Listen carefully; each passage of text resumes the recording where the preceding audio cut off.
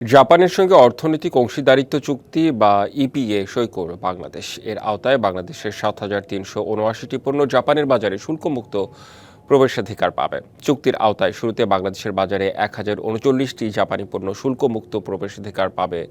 Japan সফররত বাংলাদেশ সরকারের একটি প্রতিনিধি দল এই চুক্তিতে সই করে।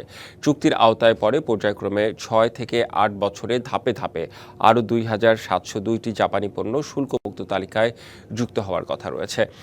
ইপিএ চুক্তির আওতায় দুই দেশের বাজারে ৯,৩৫৪টি পণ্য শুল্কমুক্ত প্রবেশাধিকার পাবে, যার মধ্যে বাংলাদেশি পণ্যের সংখ্যা ৭,৪৩৬টি।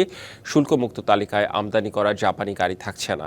দেশীয় অটোমোবাইল শিল্পের বিকাশেই এমন সিদ্ধান্ত নিয়েছে সরকার। শুল্কমুক্ত সুবিধার আওতায় এই চুক্তিতে সেবা খাত, বিনিয়োগ, কাস্টমস প্রক্রিয়া ও মেধাস্বত্ব অধিকারের বিষয়ও অন্তর্ভুক্ত আছে। দ্বিপাক্ষিক এ বাণিজ্য চুক্তির অধীনে বাংলাদেশ জাপানের মধ্যে ৯৭টি সেবা উপখাত উন্মুক্ত করবে, আর জাপান বাংলাদেশের জন্য খুলে দেবে ১২০টি উপখাত।